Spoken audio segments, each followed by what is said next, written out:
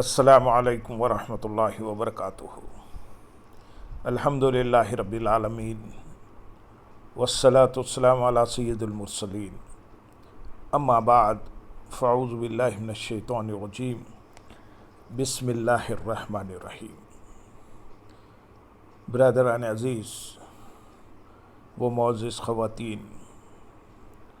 آج کی اس نشست میں سورۃ آل عمران کی آیت نمبر 184 اور 185 کا ترجمہ و تفسیر پیش کرنے کی سعادت حاصل کی جائے گی۔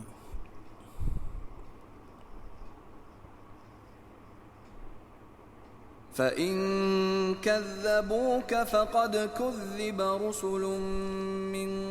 قَبْلِكَ جَاءُوا بِالْبَيِّنَاتِ وَالزُّبُرِ وَالْكِتَابِ الْمُنِيرِ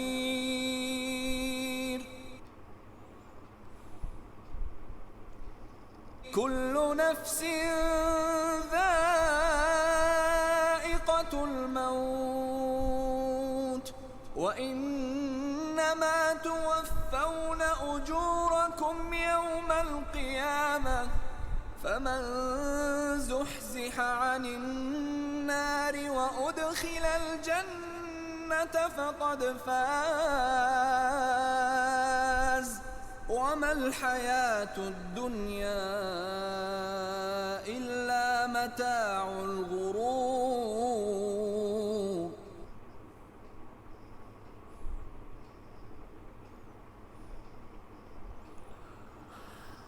تو اے حبیب، اگر وہ تمہاری تکذیب کرتے ہیں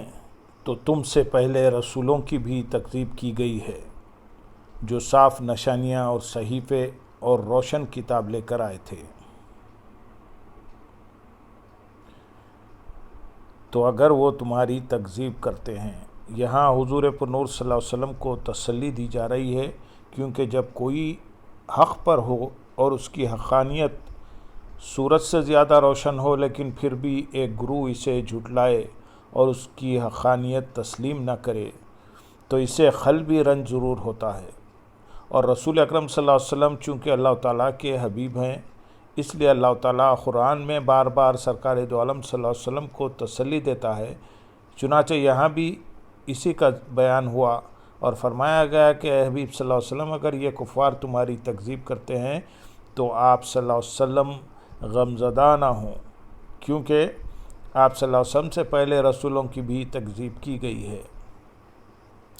جو صاف نشانیاں، صحیفے اور روشن کتاب لے کر آئے تھے۔ آپ صلی اللہ علیہ وسلم بھی ان کی طرح صبر و استقامت سے تبلیغ دین فرماتے رہیں۔ آیت نمبر 185 میں ارشاد ہے، ہر جان موت کا مزہ چکھنے والی ہے اور قیامت کے دن تمہیں تمہارے اجر پورے پورے دیے جائیں گے۔ تو جسے آگ سے بچا لیا گیا اور جنت میں داخل کر دیا گیا تو وہ کامیاب ہو گیا، اور دنیا کی زندگی تو صرف دھوکے کا سامان ہے۔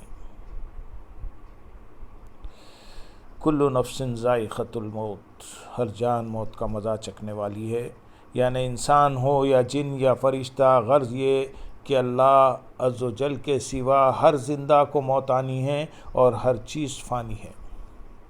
اس آیت سے معلوم ہوا کہ اللہ تعالیٰ نے ہر جاندار پر موت مقرر فرما دی ہے اور اس سے کسی کو چھٹکارا ملے گا اور نہ کوئی اس سے بھاگ کر کہیں جا سکے گا۔ موت روح کے جسم سے جدا ہونے کا نام ہے، اور یہ جدائی انتہائی سخت تکلیف اور اذیت کے ساتھ ہوگی، اور اس کی تکلیف دنیا میں بندے کو پہنچنے والی تمام تکلیفوں سے سخت تر ہوگی۔ موت اور اس کی سختی کے بارے میں اللہ تعالیٰ ارشاد فرماتے ہیں سورۃ قاف آیت نمبر 19 میں، اور موت کی سختی حق کے ساتھ آ گئی، اس وقت کہا جاتا ہے یہ وہ موت ہے جس سے تو بھاگتا تھا۔ حضرت عمر فاروق رضی اللہ تعالیٰ عنہ نے حضرت کعب احبار رضی اللہ تعالیٰ عنہ سے فرمایا، اے کعب رضی اللہ تعالیٰ عنہ، ہمیں موت کے بارے میں بتائیے۔ حضرت کعب رضی اللہ تعالیٰ عنہ نے عرض کی، اے امیر المومنین رضی اللہ تعالیٰ عنہ، موت ایک ایسی کانٹے دار ٹہنی کی طرح ہے جسے کسی آدمی کے پیٹ میں داخل کیا جائے اور اس کا ہر کانٹا ایک ایک رگ میں پیوست ہو جائے، پھر کوئی طاقتور شخص اس ٹہنی کو اپنی پوری قوت سے کھینچے تو اس ٹہنی کی زد میں آنے والی ہر چیز کٹ جائے اور جو زد میں نہ آئے وہ بچ جائے۔ حضرت شداد بن اوس رضی اللہ تعالیٰ عنہ فرماتے ہیں، مومن پر دنیا اور آخرت کا کوئی خوف موت سے بڑھ کر نہیں۔ یہ خوف آروں سے چیرنے، قینچیوں سے کاٹنے اور ہانڈیوں میں ابالنے سے بھی زیادہ سخت تر ہے۔ اللہم حفظنا۔ اگر کوئی میت قبر سے نکل کر دنیا والوں کو موت کی سختیاں بتا دے تو وہ زندگی سے نفع اٹھا سکیں گے اور نہ نیند سے لذت حاصل کر سکیں گے۔ مروی ہے کہ جب حضرت ابراہیم علیہ السلام کا وصال ہوا تو اللہ تعالیٰ نے ان سے فرمایا، اے میرے خلیل علیہ السلام، تم نے موت کو کیسا پایا؟ آپ نے عرض کی، جس طرح گرم سیخ کو تر روئی میں رکھا جائے پھر اسے کھینچ لیا جائے۔ اللہ تعالیٰ نے ارشاد فرمایا، ہم نے آپ پر موت کو آسان کیا۔ حضرت عائشہ صدیقہ رضی اللہ تعالیٰ عنہ فرماتی ہیں، بے شک رسول اللہ صلی اللہ علیہ وسلم کے سامنے پانی کا ایک برتن رکھا ہوا تھا۔ آپ صلی اللہ علیہ وسلم اپنے دونوں ہاتھ پانی میں داخل کرتے، پھر انہیں چہرے انور پر ملتے اور کہتے، بے شک موت میں تکلیف ہوتی ہے۔ پھر دست مبارک اٹھا کر فرماتے، رفیق اعلیٰ میں، یہاں تک کہ آپ صلی اللہ علیہ وسلم کی روح قبض کر لی گئی اور دست مبارک جھک گیا۔ حضرت عبداللہ بن عمر رضی اللہ تعالیٰ عنہما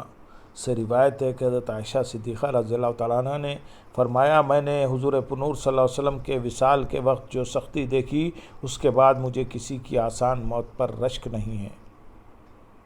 جب حضرت عمرو بن عاص رضی اللہ تعالیٰ عنہ کی وفات کا وقت قریب آیا تو ان کے بیٹے نے ان سے کہا، اے بابا جان، آپ کہا کرتے تھے کہ کوئی عقل مند انسان مجھے نزاع کے عالم میں مل جائے تو میں اس سے موت کے حالات دریافت کروں، تو آپ سے زیادہ عقل مند کون ہوگا؟ برائے مہربانی آپ ہی مجھے موت کے حالات بتا دیجئے۔ آپ رضی اللہ تعالیٰ عنہ نے فرمایا، اے بیٹے، اللہ کی قسم ایسا معلوم ہوتا ہے کہ میرے دونوں پہلو ایک تخت پر ہیں اور میں سوئی کے ناکے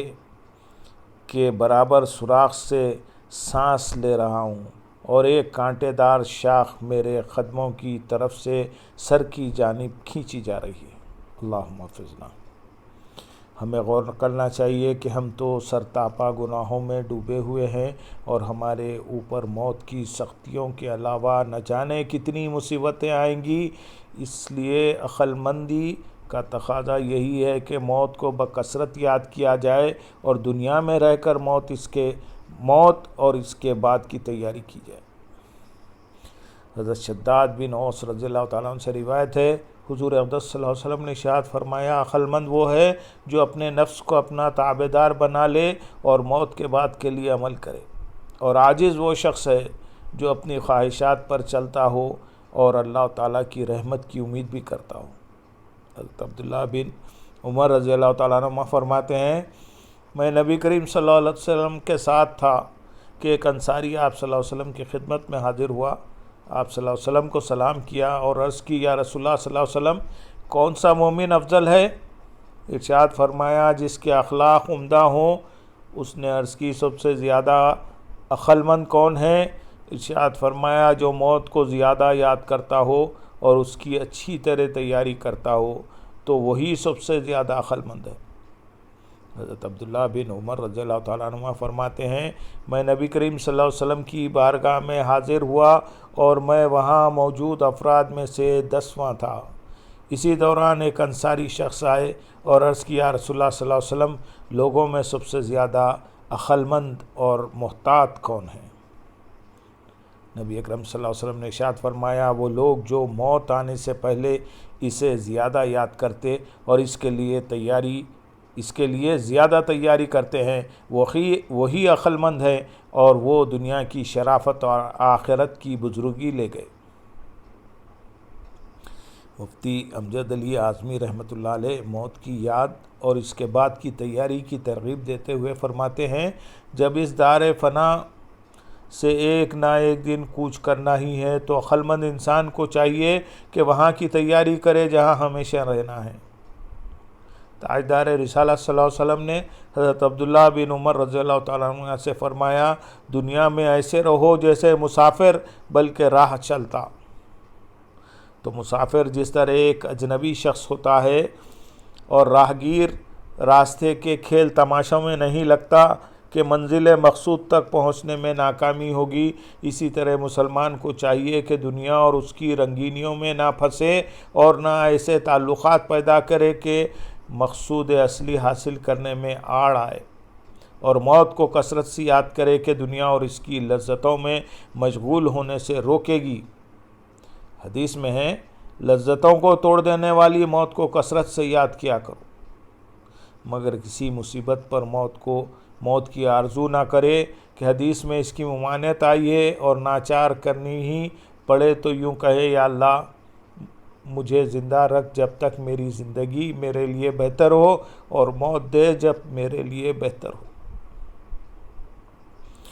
یوں ہی مسلمان کو چاہیے کہ اللہ تعالیٰ سے نیک گمان رکھے اور اس کی رحمت کا امیدوار رہے۔ نبی اکرم صلی اللہ علیہ وسلم ایک نوجوان کے پاس اس حال میں تشریف لے گئے کہ وہ مرنے کے قریب تھا۔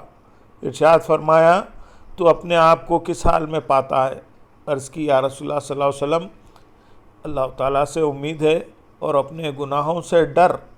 ارشاد فرمایا آپ صلی اللہ علیہ وسلم نے، یہ دونوں خوف اور امید اس موقع پر جس بندے کے دل میں ہوں گے، اللہ تعالیٰ اسے وہ دے گا جس کی امید رکھتا ہو، اور اس سے امن میں رکھے گا جس سے خوف کرتا ہے۔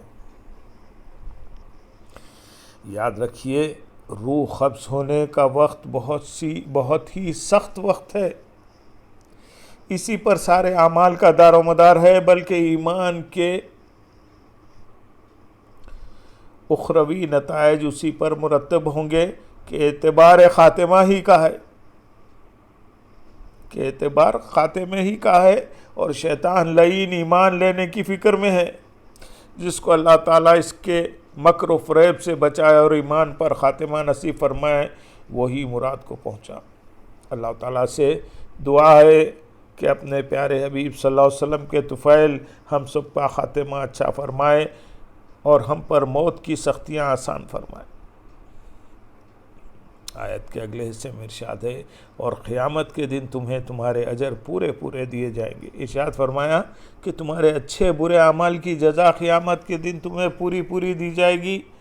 تو اس دن جسے جہنم کی آگ سے بچا لیا گیا اور اس سے نجات دے کر جنت میں داخل کر دیا گیا، اسی نے حقیقی کامیابی حاصل کی۔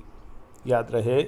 کہ برے اعمال کی وجہ سے دنیا میں جو عذاب آتا ہے یا مرنے کے بعد قبر میں جو عذاب ہوتا ہے، یوں ہی نیک اعمال پر قبر میں جو راحتیں نصیب ہوتی ہیں، یہ اعمال کی پوری جزا نہیں بلکہ آخرت میں ملنے والی جزا کا ایک نمونہ ہے، جبکہ اعمال کی پوری جزا قیامت کے دن ہی مل جائے گی۔ اس آیت سے معلوم ہوا کہ قیامت میں حقیقی کامیابی یہ ہے کہ بندے کو جہنم سے نجات دے کر جنت میں داخل کر دیا جائے، جبکہ دنیا میں کامیابی فی نفسہ کامیابی تو ہے، لیکن اگر یہ کامیابی آخرت میں نقصان پہنچانے والی ہے تو حقیقت میں یہ خسارہ ہے۔ اور خصوصاً وہ لوگ کہ دنیا کی کامیابی کے لیے سب کچھ کریں اور آخرت کی کامیابی کے لیے کچھ نہ کریں، وہ تو یقیناً نقصان ہی میں ہیں۔ لہذا مسلمان کو چاہیے کہ وہ ایسے اعمال کی طرف زیادہ توجہ دے اور ان کے لیے زیادہ کوشش کرے جن سے اسے حقیقی کامیابی نصیب ہو سکتی ہے، اور ان اعمال سے بچے جو اس کی حقیقی کامیابی کی راہ میں رکاوٹ بن سکتے ہیں۔ آیت کے اگلے حصے میں ارشاد ہے، اور دنیا کی زندگی تو صرف دھوکے کا سامان ہے، یعنی دنیا کی لذتیں، اس کی خواہشات اور رعنائیاں صرف دھوکے کا سامان ہیں، کیونکہ ان کا ظاہر تو بہت خوبصورت نظر آتا ہے لیکن ان کا باطن فساد سے بھرپور ہے۔ اس آیت سے معلوم ہوا کہ دنیا کی عیش و عشرت اور زیب و زینت اگرچہ کتنی ہی زیادہ ہو، یہ دھوکے کے سامان کے علاوہ کچھ نہیں۔ لہذا ہر انسان کو چاہیے کہ وہ دنیا کی رنگینیوں سے ہرگز دھوکہ نہ کھائے۔ ذلیل دنیا کو حاصل کرنے کے لیے اپنی قیمتی ترین آخرت کو ہرگز تباہ نہ کرے۔ اسی کی ترغیب دیتے ہوئے اللہ تعالیٰ سورۃ لقمان آیت نمبر 33 میں ارشاد فرماتے ہیں،